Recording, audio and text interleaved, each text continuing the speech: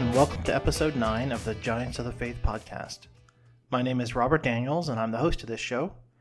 Giants of the Faith is the podcast where we look at individuals from the age of the church who have lived out their faith in a unique or interesting way. These are people who are giants in the history of Christendom.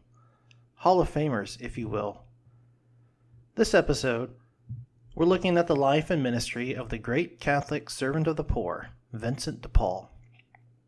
De Paul was a Frenchman, and as such, many of the names of people and places in today's episode will be horribly mispronounced by me. French isn't my first, second, third, or fourth language, though I have watched every episode of Agatha Christie's Poirot. To my listeners in France, in particular in Clichy, I apologize in advance for every mispronunciation that follows. I also want to say that this is going to be a bit of a long tale, certainly longer than most episodes of this show. It's almost movie-like in some of its twists and turns, especially at the beginning. And for much of the time, you may find yourself asking why this is worth inclusion in this podcast series. Well, stick with it and it'll all work out in the end. Vincent de Paul was born in Puy, France, on April 24th, 1581, to peasant farmer parents Jean and Bertrand de Maras de Paul. Puy was a muddy, dirty, small place. It was a group of homes on islands of sorts that rose out of the surrounding swamp. He was one of 6 children and grew up working on the family farm. His jobs as a child included working in the fields and tending to the animals. His family was not wealthy, and they relied on their children to work and contribute. Young Vincent early demonstrated that he had a gift for letters, reading and writing well. When he reached age 15, his father sold the family oxen to be able to send Vincent to seminary. He attended school in Dax, France, at a college associated with the Franciscans. The Franciscans are evangelizing Catholic monks who have adopted a course of poverty and who travel and preach their gospel message in towns and cities. Their idea is to emulate the poverty of Jesus and his disciples. While in school, Vincent and the other students lived in the Franciscan abbey adjacent to the college. Vincent was from a poor family, as I said, and this embarrassed him greatly. He wrote of a visit his father paid him in Dax. As a young man, when my father took me to the city, I was ashamed of going with him and of recognizing him as my father, because he went poorly dressed and he limped. I recall on one occasion in the school where I studied, I was told my father came to see me, a poor farmer. I refused to go out and see him. It's kind of funny to think that some things never change. Teenagers in the 16th century didn't want to be seen with their parents any more than teenagers in the 21st do. After completing his studies at the college in Dax, Vincent moved on to study theology at the University of Toulouse. UT was not exactly a center of peace and tranquility. There were roaming groups of students from different areas carrying arms and getting into fights. It was so bad that the local government had to prohibit weapons and conducted surprise search and seizures, imposed fines, and made plenty of arrests. Things were so bad, in fact, that 2 students were arrested and found guilty of the murder of one of the town officials. This was the backdrop against which Vincent entered into his theological studies. Vincent's father died in 1598 and left him with a small inheritance, with which Vincent would be able to pay for university. Vincent refused the inheritance, however, preferring to work and pay for his own schooling and leave the bequest for his mother. He earned his way by teaching other students. He opened a boarding school in Buzet-sur-Tarn and achieved a modicum of success with it. Still, life as a simultaneous teacher and student was exhausting. De Paul regularly worked and studied from dawn to late into the evening, leaving little to no time for relaxation or leisure. De Paul's solution to being overworked was to be ordained as soon as possible. He accomplished this on September 19, 1598, by being ordained as a subdeacon, and then as a deacon 3 months later on December 19th.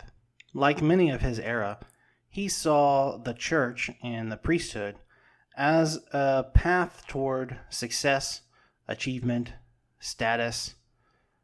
At least in his early life, that's how he saw things. If you're a Protestant like me, you may not be all too familiar with the Roman Catholic positions of subdeacon and deacon. Apparently the subdeacon is no longer in general use, so even my Catholic listeners may not be familiar. NewAdvent.org defines the subdeacon this way. The subdeaconate is the lowest of the sacred or major orders in the Latin Church. It is defined as the power by which one ordained as a subdeacon may carry the chalice with wine to the altar, prepare the necessities for the Eucharist, and read the epistles before the people. So basically, the subdeacon is the low man on the totem pole in the church hierarchy. The same site gives this definition for the Catholic deacon.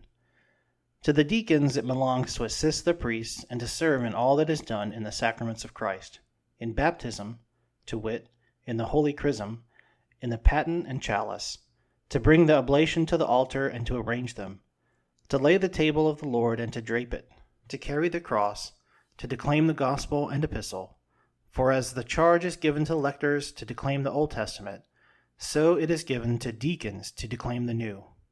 To him also pertains the office of prayers and the recital of the names. It is he who gives warning to open our ears to the Lord. It is he who exhorts with his cry. It is he also who announces peace. 2 years later, on September 23, 1600, de Paul was ordained as a priest. That made him only 19 years old, somewhat young for a priest in those days. In fact, the Council of Trent had set a minimum age of 24 for priestly ordination. Visit was assigned a parish in Till, but the assignment was contested. Rather than fight for the office, de Paul resigned and returned to his studies. He later wrote, "If I would have known, as I know now, what the priesthood was when I accepted it, I would have preferred to dedicate myself to the work of the land before launching into such a fearsome state."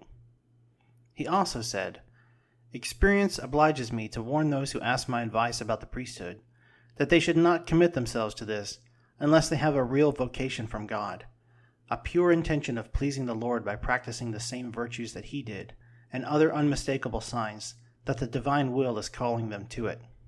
And I feel so strongly about this that if I were not already a priest, I would never become one." In 1601, Vincent moved to Rome for a short time, where he saw all the sights, the relics, and the tombs of the martyrs. He became fascinated with the Pope, Clement VIII. He had his first real religious awakening in Rome. His earlier ordination had always been a convenience rather than a calling. He returned to Toulouse, and in October 1604, de Paul received a Bachelor of Theology from UT. He obtains the patronage of the Duke of Epernon and turned his attention to obtaining a bishopric. His plans were all his own at this point in his life. He never once felt a calling to them or consulted God on the direction for his life. It seemed that his life was aligning with his ambitions, and the arrow was pointing up for Vincent de Paul. But that would all soon change. The next episode in de Paul's life is somewhat disputed in academic circles. I tend to see it as a real event, however, so I'm going to present it as such. There's an extensive discussion on the historicity of the event on Vincentians.org, if you're interested. The details come from letters Vincent wrote, so I have no problem proceeding as if they're true. After graduation, Vincent made a brief trip to Bordeaux, and upon returning, he received an inheritance from a little old lady from Castres, worth about 300 crowns. The only problem was that a local scoundrel owed the old lady the 300 crowns, so it was kind of an inheritance in name only.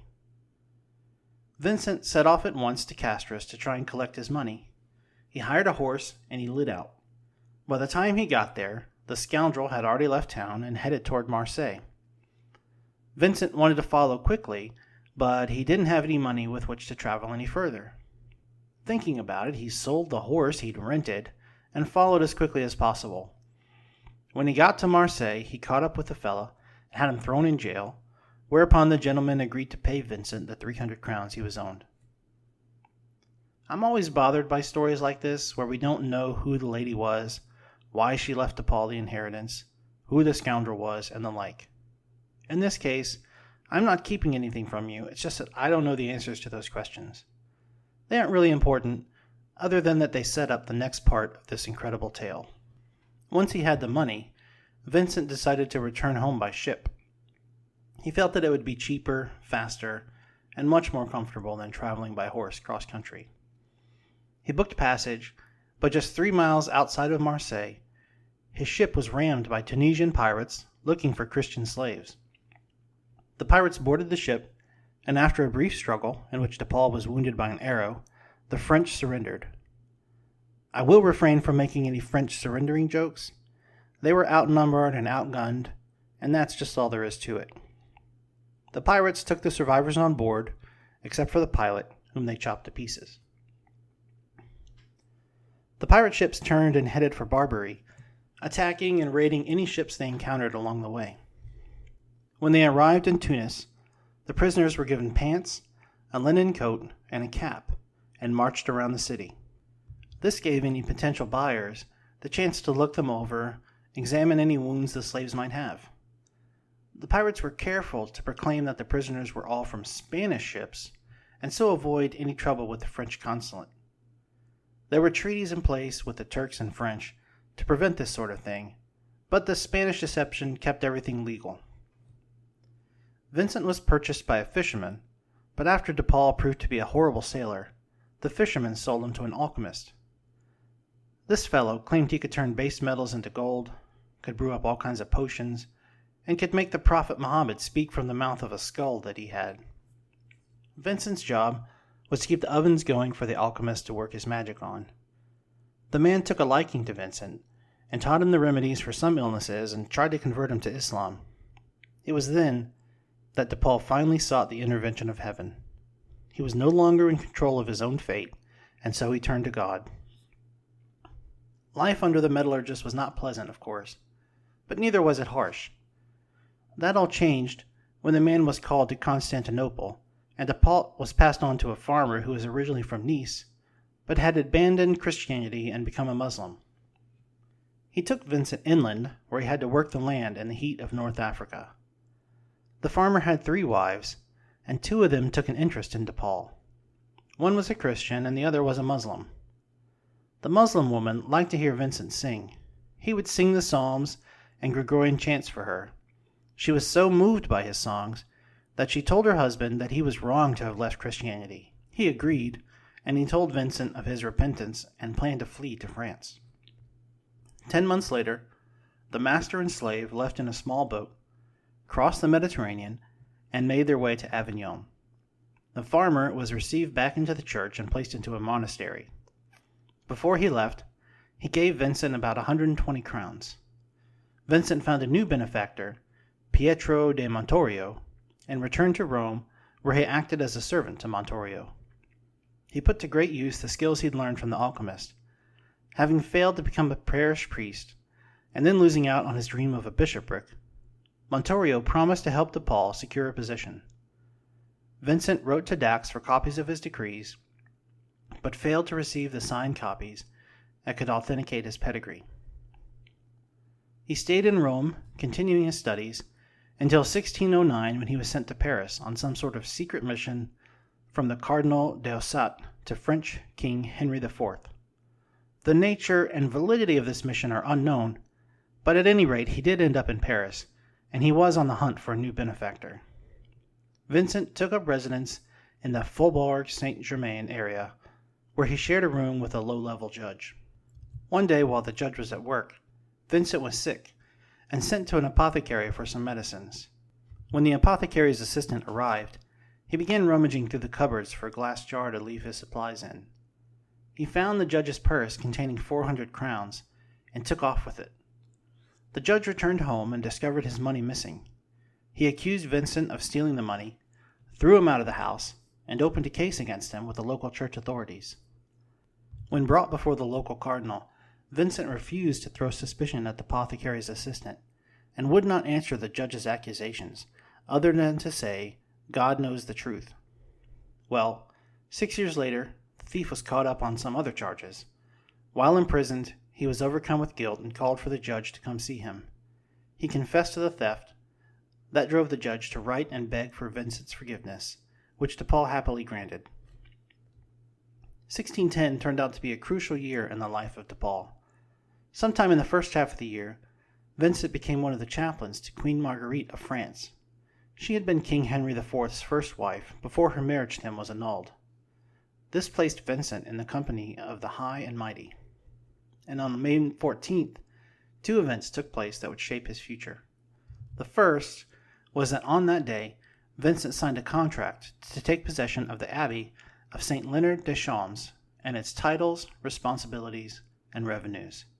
This was, so Vincent thought, at long last the successful position he had sought. The second was the assassination of the king just a few blocks from where Vincent was receiving his abbey. The death of the king shook him and changed the course of history for France. Also in 1610, Vincent met Cardinal Berulle. The cardinal was a believer in the priesthood as a benefactor for Christendom, as something that should work to bring Christian holiness to society. This was something radically different from de Paul's, and indeed many others, outlook on the priesthood. Many saw only security and political, social, and financial gain. Vincent would later write of the cardinal that he was one of the holiest men I have ever known. He became one of the most important spiritual advisors in de Paul's life. De Paul became a part of the Society of Reformers that Berulle was forming, living in and among them. He began to see the needs of others, rather than just focusing on himself, as he had previously done. In 1612, Vincent was assigned the parish at Clichy, where there were a group of about 600 souls in a mostly rural area. This was the first time in his life and career that Vincent was performing the normal duties of a priest. He ministered to the flock, he taught the catechism, he even repaired the furniture in the church. Remember that he was ordained in 1600, so this is a full 12 years later, and it's his first real priestly duties. His tenure there wasn't to last, however. The next year, his patron Berulle had him assigned to the personal teacher of the de Gondi family, a wealthy and influential family in France. I was sad to leave my small church, he wrote, but leave he did. But it was this move to teach the wealthy that opened Vincent's eyes fully to the poor and needy. While teaching the children of privilege, he was exposed to the servants and poor farmers that lived and worked in the servants' quarters in their homes. On one occasion, Vincent was called to minister to a doctor who was near death. The man confessed that, while he had been faithful earlier in his life, he had later fallen into blasphemy and debauchery. He considered suicide and had horrible thoughts while uttering prayers. He could not bring himself to trust in the goodness of God. This dismayed Vincent. He asked God to take this man's affliction and place it upon himself. Soon after, the doctor's spirit lightened, and he was able to die in peace. Unfortunately for Vincent, however, this marked the entrance to a dark period in his life. Vincent found that he could not pray. He questioned his faith. He questioned whether God was there at all, whether he cared or not. His soul was dark. He eventually decided that some practical effort was needed to help him overcome this darkness. The first thing he would do would be to write down prayers and acts of faith on papers, and then pin those papers over his heart. He used these as a physical and tangible reminder, and as a tool to help him resist temptation and evil. The second thing was to just get on with doing what the Spirit kept him from doing. He prayed, he worshipped, he devoted himself to charity. Today, we might say he was doing something like fake it till you make it. This seems to have worked out for de Paul, because he put in a request to leave the wealthy de Gondi family and took up a position in a small parish between Lyon and Geneva. It was here that de Paul's passion and intensity for the poor increased, and it became the prime outlet of his faith. With the help of the de Gondi family, de Paul launched the Vincentians, a group of priests that devoted themselves to chastity, obedience, and poverty, and who ministered in rural areas. They would provide food and help meet other physical needs in their communities. Each day, these Vincentians served soup and bread to about 16,000 people. The Vincentians are still an active organization today. There's about 4,000 members in service across more than 85 countries.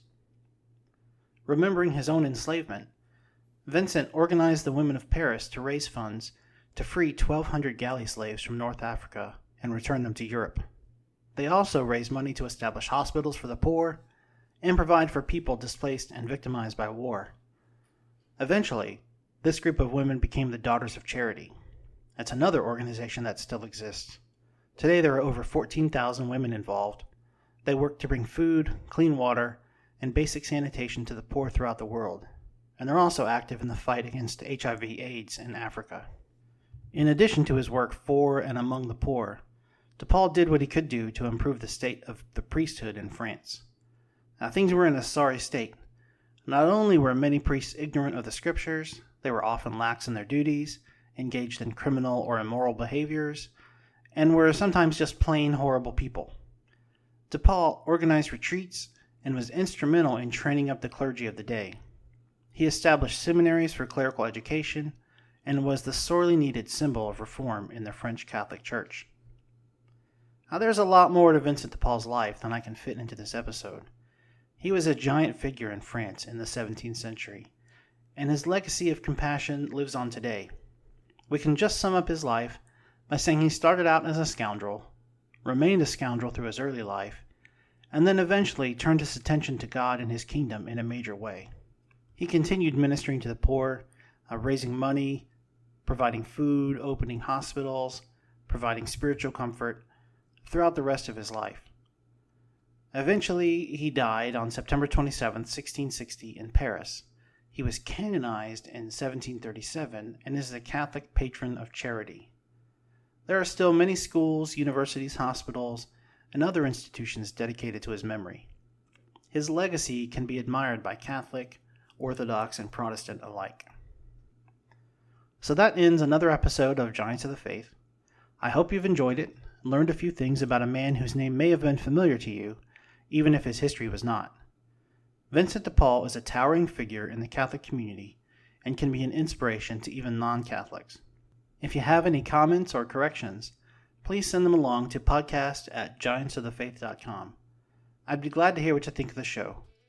Until next time, God bless.